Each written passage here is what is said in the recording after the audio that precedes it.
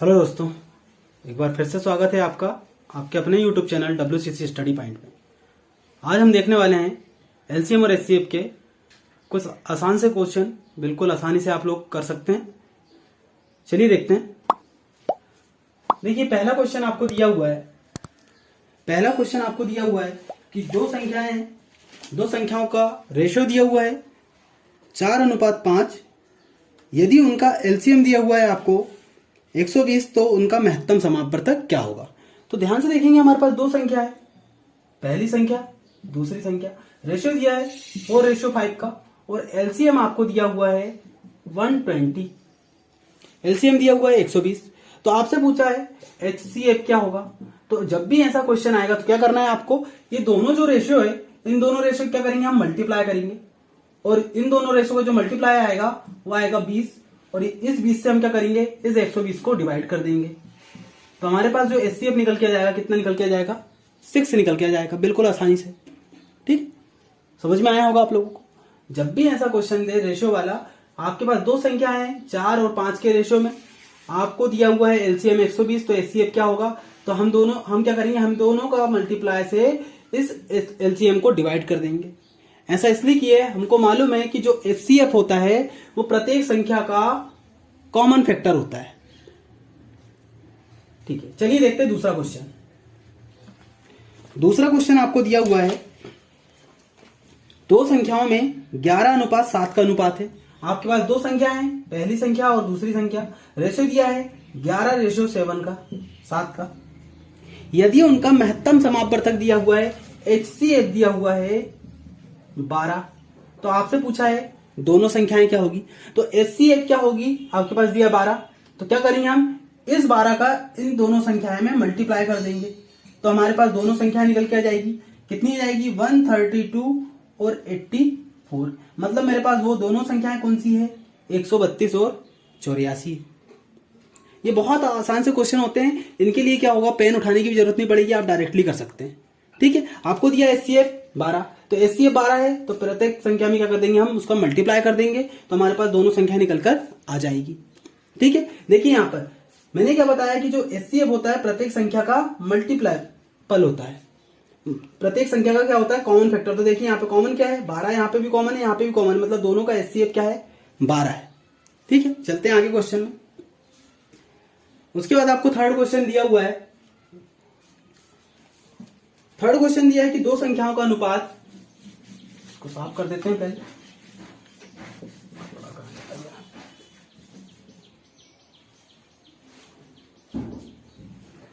दो संख्याओं का अनुपात 3:4 है और उनका महत्तम समापवर्तक 4 है, तो एलसीएम क्या होगा। अब आपको दिया है थर्ड क्वेश्चन में कि दो संख्याएं हैं आपके पास, पहली संख्या और दूसरी संख्या। रेशियो दिया हुआ है 3:4 का। एचसीएफ दिया हुआ है आपको 4 और उसने पूछा है एलसीएम क्या होगा। तो क्या होगा, अब ध्यान से देखेंगे आपको क्या करना है, इन दोनों का मल्टीप्लाई करना है। कितना आगे मल्टीप्लाई करेंगे, तो 12, और इस 12 को किससे करेंगे, एचसीएफ के साथ गुणा कर देंगे। तो 12 × 4 कितना हो जाएगा, 48। अब यदि मैं यहाँ पे आपको सॉल्व करके बताऊं, यदि हम यहाँ पे एचसीएफ का गुणा करेंगे तो 4 × 3 और कितना हो जाएगा, 4 × 4 कितना हो गया, 12 और 16। मतलब वो दोनों संख्या कौन सी है, 12 और 16 है। जब मैं 12 और 16 का एलसीएम निकालूंगा कितना आएगा, 48 आएगा। तो हमको इतना करने की जरूरत नहीं, हम क्या करेंगे, हम दोनों का मल्टीप्लाई करेंगे और जो भी उसका मल्टीपल आएगा उसका एचसीएफ के साथ गुणा कर देंगे।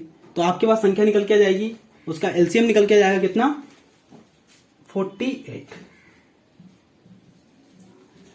चलिए देखते हैं सेकंड क्वेश्चन, है ना। वीडियो अच्छा लगे तो लाइक शेयर सब्सक्राइब जरूर करें और जो भी नए स्टूडेंट चैनल पर हैं वो सब्सक्राइब करें, बेल आइकन प्रेस करें, जिससे कोई भी वीडियो का नोटिफिकेशन सबसे पहले आप तक पहुंचेगा। और एक और बात, आप लोग पूरा वीडियो देखा करें।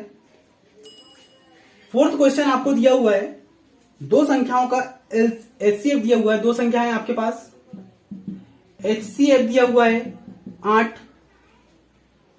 तो इसमें से उन्होंने पूछा है कि तब निम्न में से कौन सी संख्या इसका एलसीएम नहीं हो सकती। तो ऑप्शन आपको दिया हुआ है 24, 48, 56 और 60।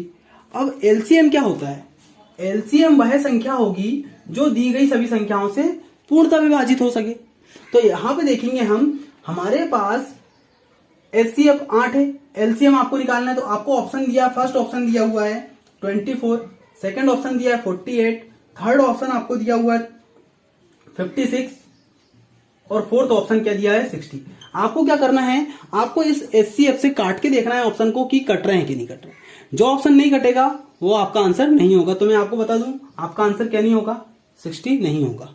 मतलब इसका जो आंसर होगा वो क्या होगा, 60, कि एलसीएम नहीं होगा पूछा इसलिए। देखिए 8 से 24 कटता है, 8 से 48 कटता है, 8 से 56 कटता है, लेकिन 60 नहीं कटता। मतलब इसका एलसीएम क्या नहीं हो सकता, 60 नहीं हो सकता। ठीक है, चलिए देखते हैं सेकंड क्वेश्चन, सेकंड टाइप के क्वेश्चन।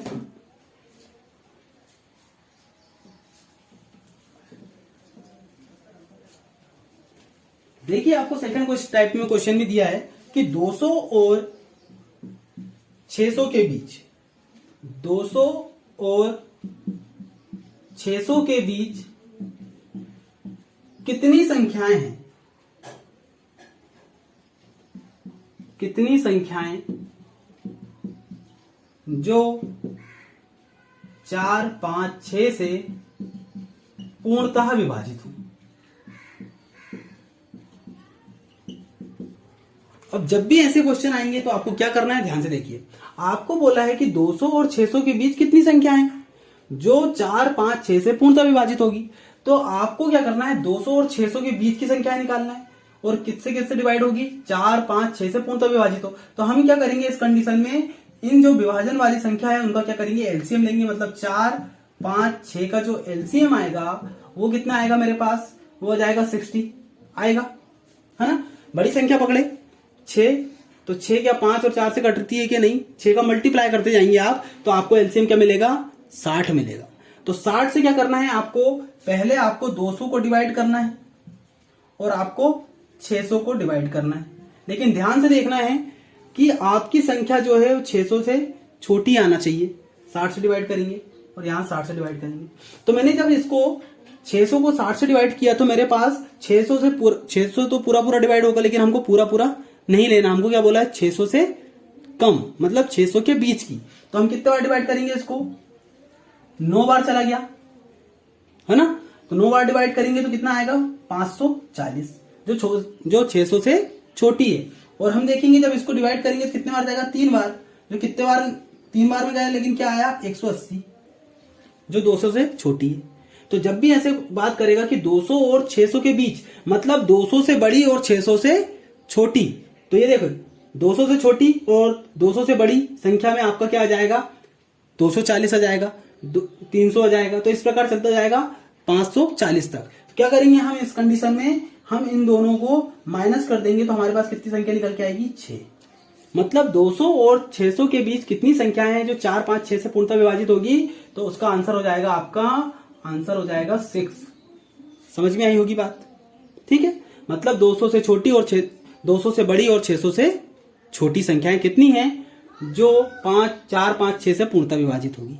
तो हम क्या करेंगे, हम 200 से छोटी संख्या तक निकालेंगे और 600 से छोटी संख्या तक निकालेंगे, दोनों को माइनस कर देंगे तो कितना आ जाएगा, 6 आ जाएगा। चलिए देखते हैं सेकंड क्वेश्चन।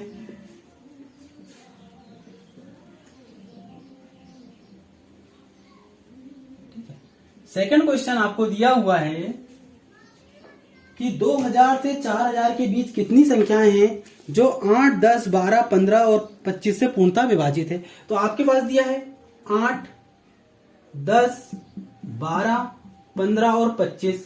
तो इस कंडीशन में क्या लेंगे हम, इनका लेंगे एलसीएम। एलसीएम कितना आ जाएगा मेरे पास, तो इनका जब मैं एलसीएम निकालूंगा तो इसका एलसीएम आएगा 600। इसका एलसीएम 600 आएगा। तो 600 क्यों आएगा, क्योंकि 600 एक ऐसी संख्या मिलेगी हमको जो दी गई सभी संख्याओं से पूर्णतः विभाजित होगी। तो अब हमारे पास क्या बोला है कि 200, 2000 और 4000 के बीच की संख्या है। मतलब हम 2000 से छोटी 2000 को डिवाइड करेंगे 600 से और 4000 को डिवाइड करेंगे 600 से। तो मैंने देखा 2000 से बड़ी होना चाहिए और 4000 से छोटी होना चाहिए, ठीक है। तो हम क्या करेंगे, 600 से 2000 को डिवाइड करेंगे कितने बार, 2000 से कम बार। कितने बार जाएगा, 6 × 18 मतलब 3 बार गया। और इसको करेंगे हम 6 × 36 मतलब 6 बार गया। तो जब मैं 6 से माइनस करूंगा 3 को तो मेरे पास कितनी संख्या आ जाएगी 3। तो ऐसी कितनी संख्याएं होगी, तो ये संख्याएं होगी 3 संख्याएं होगी। अच्छा, 3 संख्याएं कौन कौन सी हो सकती, अब देख सकते हैं हम। तो 6 चौक 2400, एक होगी 2400, एक होगी हमारे पास 3600, 3000 और एक होगी 3600। तो ये 3 संख्याएं होगी जो 2000 से बड़ी होगी और 4000 से छोटी होगी। समझ में आई बात? चलिए देखते हैं सेकंड क्वेश्चन।